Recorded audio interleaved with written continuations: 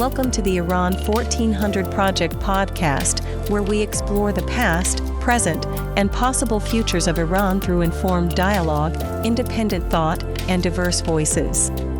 From historical insight to emerging narratives, we connect ideas to action in the pursuit of a more just, inclusive, and forward-looking society. Join us as we rethink Iran's trajectory, one conversation at a time.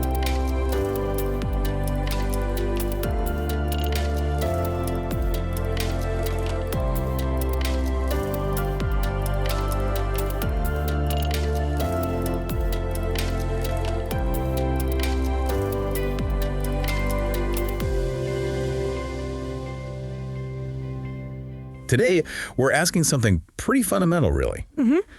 How does a society's voice, its civic spirit, keep going? How does it even change when it's under just immense pressure? Yeah. It's oppression. That's a powerful question. Yeah, and we're going deep on this today, looking at the really fascinating and often very challenging century-long story of civil society in Iran. We're drawing a lot from civic void to civic voice, a century of civil society struggle in Iran. Our mission really is to unpack how Iranian civic life has just constantly had to redefine itself, pushing against these huge obstacles, both internal and external. It's definitely not a simple story. No, not at all. And I think a really crucial idea here is that civil society in Iran, it's not some static thing. It's much better understood as like a constantly shifting terrain. Okay, a shifting terrain. Yeah, a place of ongoing contestation, you could say. Yeah. It's been shaped by conflict, by negotiation, adaptation. It's always kind of challenging those standard Western liberal ideas of what civil society is. In Iran, it's fundamentally a space defined by risk, but also by resistance. And it's reshaped constantly by repression, yes, but also by this incredible cultural energy. And it's quite a journey we're mapping out. We're going to trace it all the way from traditional kinds of mediators right through to the digital underground we see today and leading up to that powerful woman life freedom movement. Absolutely. And I think you're going to see this surprising thread of resilience just woven through every single era. Definitely. So let's kick off right at the beginning. I mean, even before Iran existed as a modern state in the way we think of it now. Right. Civil society, such as it was often mediated through these traditional institutions, things like the bazaar, the clergy, trade guilds. They often acted as these important buffers, didn't they, between the rulers of the people? They really did. They were crucial social structures. But then you get into the 19th century and you start seeing reformers, figures like Mirza Malcolm Khan, Jamal al-Din al-Afghani, and they begin to actively challenge the monarchy. They use tools like secret societies, underground publications, really laying the intellectual groundwork for reform. And that groundwork, it seems, really did pave the way for what came next, the emergence of a more modern kind of civic life. Exactly. The constitutional revolution in 1906, that was just monumental. Yeah. It led to Iran's first parliament, the Majlis, recognition of individual rights, at least on paper, and the formation of modern trade unions, non-governmental groups, anjumans. Wow, so a real flourishing. A real flourishing, yeah. But what's so striking and kind of a recurring theme is how quickly those gains were then undermined. Authoritarian consolidation started pushing back almost immediately. So the potential was there, but it was incredibly fragile. Yeah. How did that authoritarian pushback look specifically under Reza Shah? That's 1925 to 41. Yeah, well, that was a period where modernization, which was his big project, really came at the direct cost of civic autonomy. Independent organizations were systematically just dismantled, or they were co-opted by the state as its centralized power. Reza Shah's vision was very top-down, state-controlled development. There just wasn't much room left for independent civic action. But then history takes another turn, right? Yeah. After the Allied occupation during World War II from 41 to 53, the political constraints loosened. They did. And what happened was you saw this genuine public sphere just explode almost overnight, it seems. Like what? Well, you had this incredibly vibrant period, newspapers flourishing, labor unions becoming really active and powerful, political parties like the National Front, led by Mohammad Mossadegh, Yeah. really shaping public debate. It was a remarkable democratic opening. A key moment. Yeah. But as you hinted, there was another reversal coming. Yes. The 1953 coup, backed by the US and UK, that overthrew Mossadegh. It ushered in a totally new wave of repression under Mohammad Reza Shah, the son. Right, the Shah. His white revolution, it was framed as economic development, land reform. Yeah. But that top-down approach just centralized power further and ruthlessly suppressed any independent civic voice. It stripped civil institutions of their autonomy again. So back into the shadows for many groups. Pretty much. Interestingly, religious institutions managed to keep some space, partly because they had their own networks and relative independence from the state. But overall, civic life became largely confined or had to operate underground clandestinely during that whole era leading up to 79. Okay, so we've seen this cycle. Opening suppression, opening suppression. How did the landscape then transform with the massive upheaval of the 1979 Islamic Revolution? That must have changed everything. Oh, profoundly. The revolution itself initially brought together incredibly diverse groups, all united against the Shah. Right, a broad coalition. A very broad coalition. But then power consolidated very quickly under the clerical leadership, particularly Ayatollah Khomeini. And while hundreds of NGOs did form in those early years, many ended up focusing primarily on things like charity and welfare services, which were needed, of course, but not so much on fostering broader public participation or challenging the new state. So a shift in focus for many. A definite shift. And alongside that, ideological conformity became the expectation.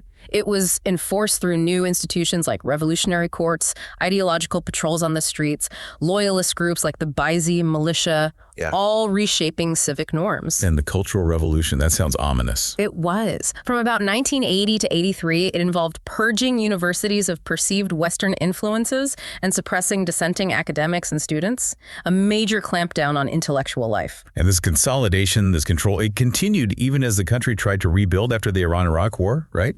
Under President Rafsanjani in the 90s? Precisely. Rafsanjani's era, say 1990 to 98, the big focus was on economic modernization and reconstruction. But that civic space, it remained tightly controlled. State repression absolutely continued. In fact, there were notorious assassinations of dissident writers and intellectuals during that time, the so-called chain murders. Wow. So no real opening there. No, independent voices were very much kept on the margins. It wasn't really an opening for autonomous civic groups at all. Then comes President Mohammad Khatami, 1997 to 2005. He seems different. He actually campaigned on this idea of civil society, didn't he? Jamia Madani. He did, and it was a really significant moment. He explicitly framed Jamia Madani as a pathway, a vehicle for democratization. And for a while, it felt like things were genuinely changing. How so? What did that look like on the ground? Well, the number of registered NGOs grew really rapidly. The press flourished, lots of new newspapers, more open debate, at least for a time. Women's rights organizations gained momentum. Student groups became very active again. Despite pushback.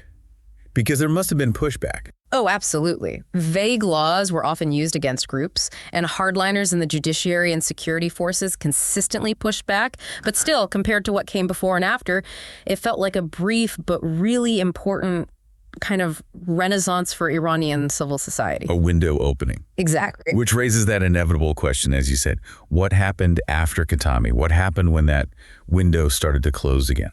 Well, under his successor, President Ahmadinejad, from 2005 to 2014, many of those hard-won civic gains just unraveled. How so? Independent organizations found it much harder to get licenses, or they were simply shut down. The whole atmosphere around civil society became heavily securitized. Prominent writers, students, union organizers, many were imprisoned. That window effectively slammed shut again. And then, 2009, the contested presidential election. That seems like another watershed moment. Absolutely pivotal. The disputed results sparked these massive protests, which became known as the Green Movement. The largest since the 79 revolution, right? By far. And although it was ultimately repressed quite violently, it left this incredibly lasting legacy. It politicized a whole new generation of young Iranians. It created a new language, new symbols for civic protest. And crucially, it marked a major shift of activism onto digital platforms. Right. The online space became critical. Slogans like, Ryman Kujast. Where is my vote? Yes, exactly. Those became powerful rallying cries that echoed not just in Iran, but globally, thanks to the internet. So talk more about this rise of digital civics. How did that actually work when the physical space was so restricted? Well, it's fascinating because authorized physical spaces for meeting, organizing, debating were shrinking or disappearing. Yeah. Iranians increasingly turned online. Tools like Telegram, which became huge in Iran, Instagram, Twitter, later on Clubhouse. These weren't just for socializing, they became lifelines. Lifelines for what? For organizing protests, for documenting police brutality and other injustices, for building communities of support, for sharing information the state media wouldn't cover.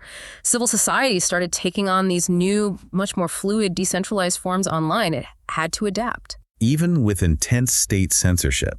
Because the Iranian state is known for its sophisticated internet controls. Oh, absolutely intense. We're talking deep packet inspection where they can actually look at the content of your internet traffic. Wow. Massive network shutdowns, especially during protests.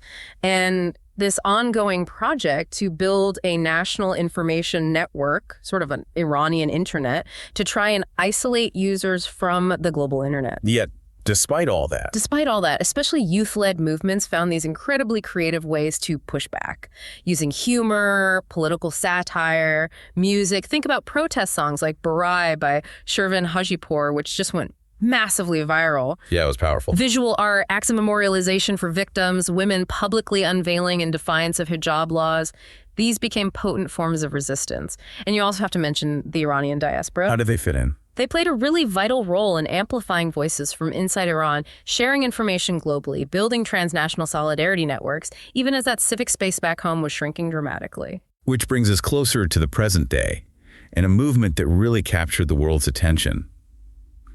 The aftermath of Mahsa Amini's death in custody in 2022. Yes, the death of Mahsa, or Gina Amini, ignited the woman life freedom movement.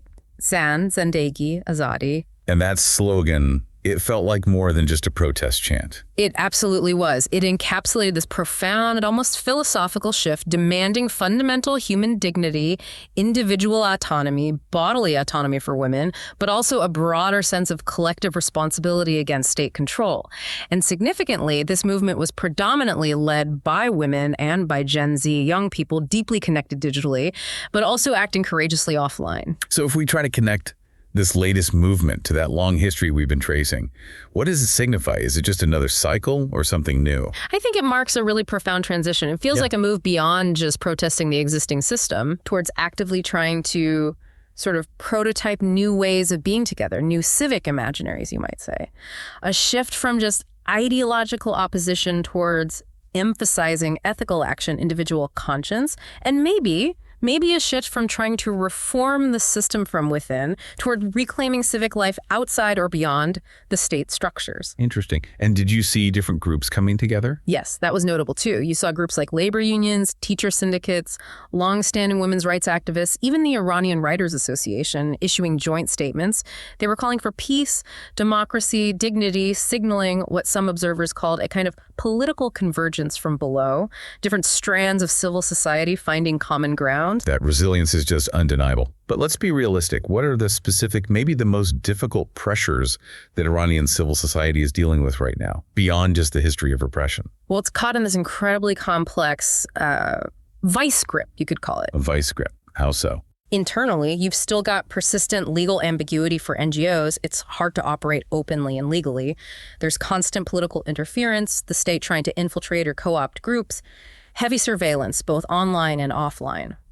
Censorship is intense, including blocking basic global tools that people rely on, Google services, GitHub for developers, even things like Adobe software. Wow, that impacts daily life and work. Hugely. And then there's the significant brain drain, talented, educated young people, professionals leaving the country because they see limited futures. Okay, that's the internal pressure. What about external? Externally, international sanctions have had complex and often negative impacts. They've contributed to the hollowing out of the tech sector, making it harder for independent tech initiatives to survive. They create barriers to accessing global information and tools, what some have called digital apartheid. Digital apartheid. Yeah, a real disparity in digital access and freedom, hitting ordinary citizens, especially marginalized groups, the hardest. And ironically, sanctions can sometimes inadvertently strengthen hardline institutions like the IRGC, the Revolutionary Guard, because they often control the illicit trade networks that bypass sanctions. So all these forces together. They leave citizens with very few formal, officially sanctioned avenues for pushing for change. which is precisely why people turn to these informal, symbolic, often deeply ethical forms of resistance and community building we've been talking about. What an incredible, almost dizzying journey we've traced. From those traditional institutions centuries ago to underground reformers through these repeating cycles of openings and clampdowns, and now landing in this digitally driven, ethically focused reawakening. It really is a story of continuous, tenacious reimagining of public life against enormous odds. It truly is. And I think civic reawakening is a good term for what we're seeing now. This new generation, they seem largely post-ideological in the old sense. They're incredibly digitally fluent, of course, and they're driven by these core ethical commitments to dignity, to freedom, to mutual support. So they're not waiting for permission. Not at all. They seem to be actively building their own networks of trust, of mutual aid, of remembering shared history, of imagining different futures.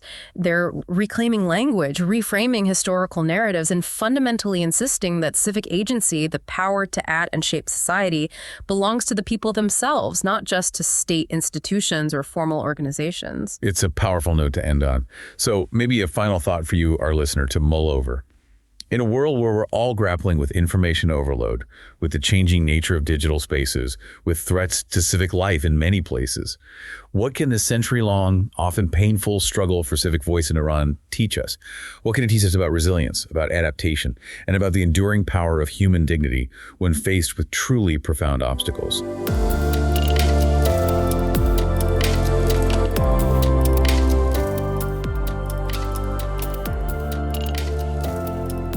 Thank you for listening to the Iran 1400 Project podcast.